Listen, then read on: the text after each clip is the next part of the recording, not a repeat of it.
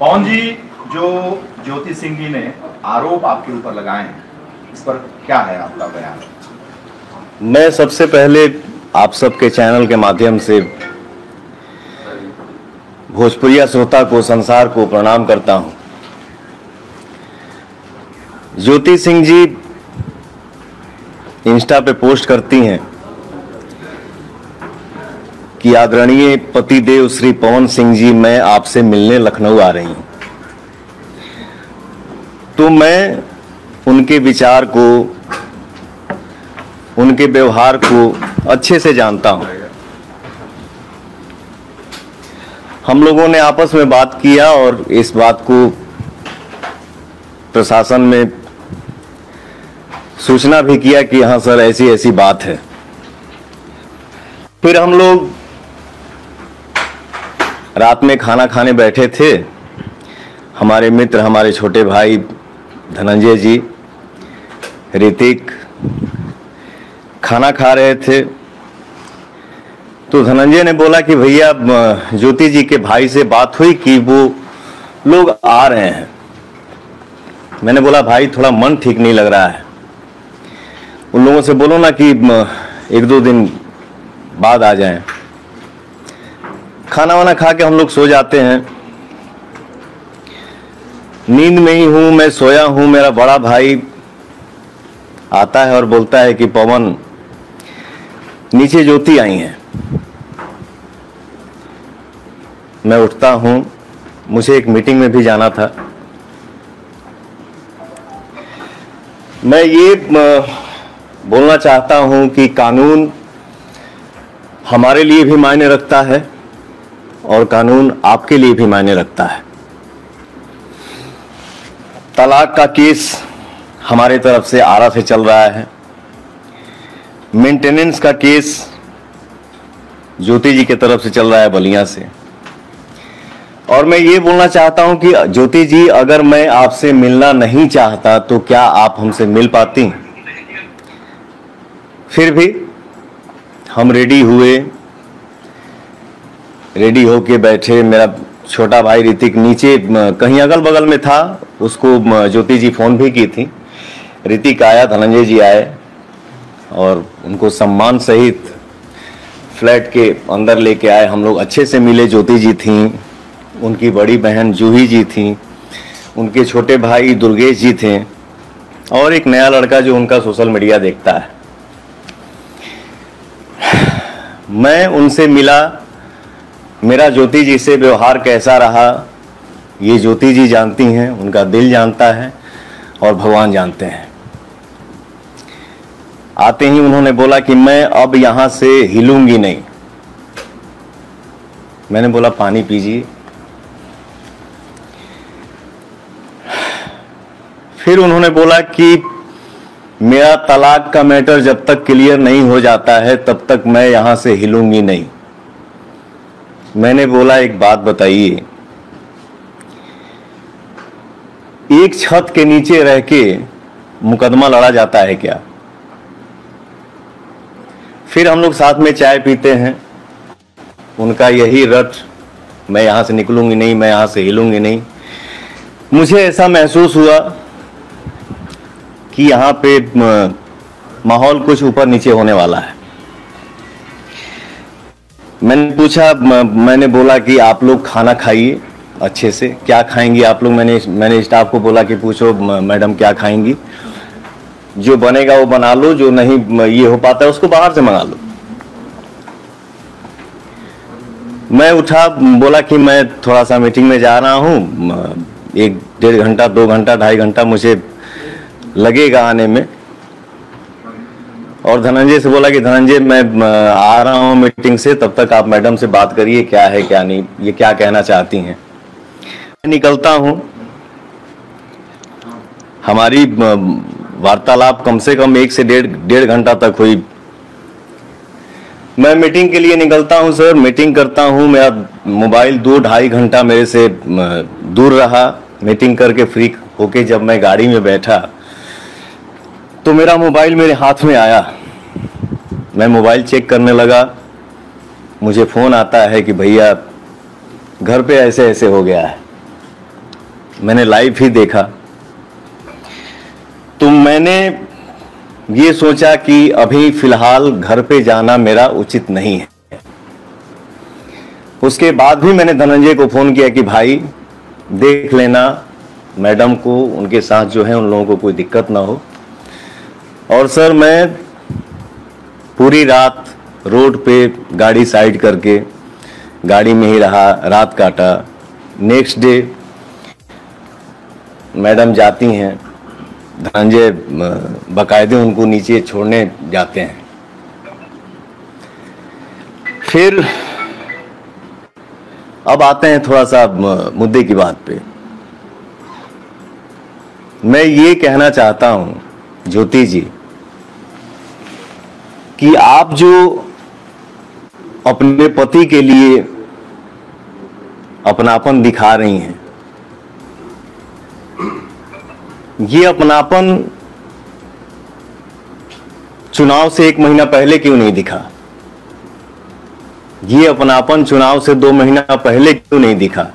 3 महीना पहले क्यों नहीं दिखा? 4 महीना पहले क्यों नहीं दिखा? ये अपनापन चुनाव से 1 महीना बाद क्यों भी दिख जाता?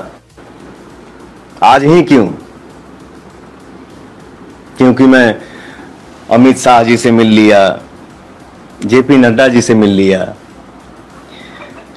धर्मेंद्र प्रधान जी से मिल लिया, विनोद तावड़े जी से मिल लिया, उपेंद्र कुशवाहा जी से मिल लिया। वाह रे अपनापन। और एक बात, ज्योति जी के पिताजी राम बाबू सिंह जी लखनऊ आते हैं, हमारी उनकी मुलाकात होती है तो उनके पिताजी बोलते हैं कि पवन जी आप हमारी बेटी को विधायिका बना दीजिए, इसके बाद आपको उसको रखना होगा रखिएगा, छोड़ना होगा छोड़ दीजिएगा। मैंने बोला पिताजी ये हमारे बस की बात नहीं है। और ज्योति जी विधायिका बनने के लिए आप इतना हद तक गिर सकती हैं, ये मुझे उम्मीद नहीं था। खैर आपको जो कर, आपको जितना बोलना है बोलिए, आपको जितना गिरना है गिरिए, लेकिन मैं मर्यादा से बाहर नहीं जा सकता, क्योंकि ये मेरे माँ बाप का दिया हुआ संस्कार है। आज आप सभी के आशीर्वाद से दुनिया पवन सिंह को सुपरस्टार बोलती है, पावर स्टार बोलती है। 40 साल का हो गया, 10 घंटा मेहनत करता हूं, 15 घंटा मेहनत करता हूं, 20 घंटा मेहनत करता हूं। मेहनत करके जब घर वापस लौटता हूं, दरवाजा खटखटाता हूं तो मेरा भी दिल करता है कि या तो दरवाजा मेरी बेटी खोले और नहीं तो मेरा बेटा खोले।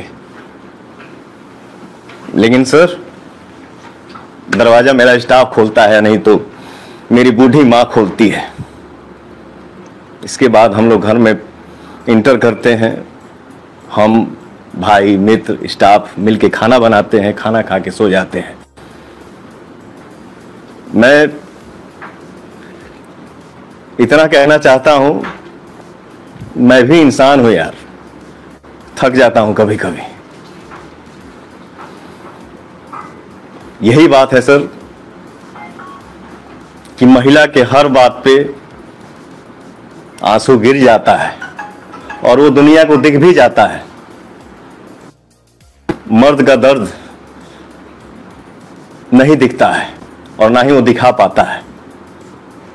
और एक बात, जो जो लोग इस मैटर में मजे ले रहे हैं, ये है वो है, ऐसे है वैसे करना चाहिए, समाज की बात, तो मैं इतना बता दूं, इतना कह दूं कि फैमिलियर बात जो भी होती हैं वो कमरे में होती हैं, कैमरे पे नहीं। मैं बस इतना ही कहना चाहूंगा। बहुत बहुत धन्यवाद। जो कुछ हुआ ये आपके पॉलिटिकल जो बढ़त हो रही है, आपका कद बढ़ रहा, उसकी वजह से साजिशन ही आपको डैमेज करने के लिए आई है ज्योति? मैं अपने जीवन में सर मैं बहुत कम बोलता हूं। मैं नहीं चाहता हूं कि हर बात पे लाइव आऊं, हर बात का सफाई दूं। लेकिन आप लोगों को क्या लग रहा है? मैंने बोला ना कि ये अपनापन आज से 2 महीना पहले क्यों नहीं दिखा, 4 महीना पहले क्यों नहीं, ये अपनापन आज ही क्यों दिख रहा है? ये क्या हो सकता है? यही बात है। और क्या है? पवन जी, आपको कोई राजनीतिक साजिश दिख रही है? आप बीजेपी ज्वाइन करने वाले हैं, चुनाव से पहले इतने क्रूशियल समय पर ज्योति के पीछे भी साथ में है जो ज्योति के पीछे ब्लो कर रहे हैं, बढ़ा रहे हैं। ज्योति है, उनके पीछे कोई पॉलिटिकल पार्टी है?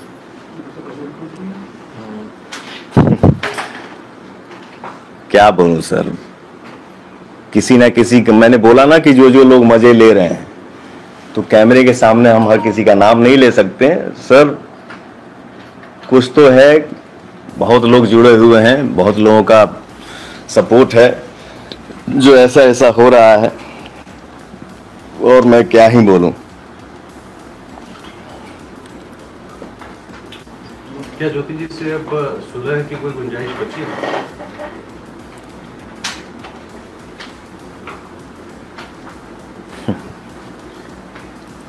हमारा जो केस का मैटर है वो 3-4 साल से चल रहा है सर, और जो जो चीजें जीवन में हो चुकी हो गई, एज ए इंसानियत आप सबको क्या लगता है?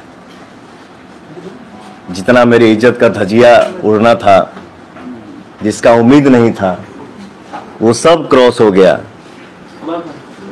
तो मुझे नहीं लगता है कि अब ये सब संभव है। मैंने बोला ना कि कानून हमारे लिए भी मायने रखता है, कानून आपके लिए भी मायने रखता है। हमारा मैटर, हमारा मामला कोर्ट में है, कोर्ट जो फैसला करेगा वो हमारे लिए भी मान्य है और उनके लिए भी मान्य है। आज से पहले, ठीक है, मतलब जब बस आई थी, इससे पहले ज्योति कभी आपसे संपर्क की है कि ये अचानक बस से कितने बस साल बाद बस इतना ही था। इन्होंने बोल दिया कोर्ट का मामला है, कोर्ट का जो फैसला होगा, कितने साल दोनों बाद वो संपर्क में आई कि उनको आना है? उनका ये बात ये बता रहे हैं आपसे कि जो संपर्क में वो 5 अक्टूबर 2025 को आई हैं, लखनऊ आई हैं, इसके 2 महीना, 4 महीना, 5 महीना, 6 महीना, 8 महीना पहले भी उनको लखनऊ रेसिडेंस का एड्रेस पता था, और अगर इतना ही अपनापन रहता तो यहाँ आ सकती थी और आ करके इनसे संपर्क कर सकती थी। लेकिन जब वो यहाँ नहीं आती है तो कहीं ना कहीं आप भी इस बात को समझ सकते हैं कि एक तरफ इलेक्शन कमीशन बिहार चुनाव को लेकर के, एक तरफ इलेक्शन कमीशन बिहार चुनाव को लेकर के प्रेस कॉन्फ्रेंस कर रहा होता है, और उसी समय यहाँ पर ये सब रिक्वेस्ट क्रिएट किया जाता है। तो ये समझने के लिए काफी, इंसान के लिए इशारा काफी होता है। कौन भाई व्यक्तिगत मामला, लेकिन विवाद क्या था? क्या राजनीतिक कारणों का विवाद हुआ या पति उनके पिता की महत्वाकांक्षाएं थी कि विधायक उनके बना दो परिवार- बेटी को, ये सब उनकी विवाद क्या? महत्वाकांक्षाएं थी जिसकी वजह से आप दोनों पति पत्नी में विवाद? जी सर, सॉरी। पति पत्नी का विवाद किस बात पे था? क्या उनकी राजनीतिक और आपकी राजनीतिक महत्वाकांक्षा आड़े आ रही थी? ये मैंने बोला ना कि ये हमारा मैटर कोर्ट में 3-4 साल से चल रहा है, और ये सब जो भी बातें हैं जो चल रही हैं, जो मार्केट में दुनिया में दिख रही हैं, तो मतलब इससे हम क्या महसूस कर सकते हैं? मैंने बोला ना कि आज ही अपनापन क्यों दिखा। मैं अमित शाह जी से मिल लिया, जेपी नड्डा जी से मिल लिया, धर्मेंद्र प्रधान जी से मिल लिया, विनोद तावड़े जी से मिल लिया, उपेंद्र कुशवाहा जी से मिल लिया।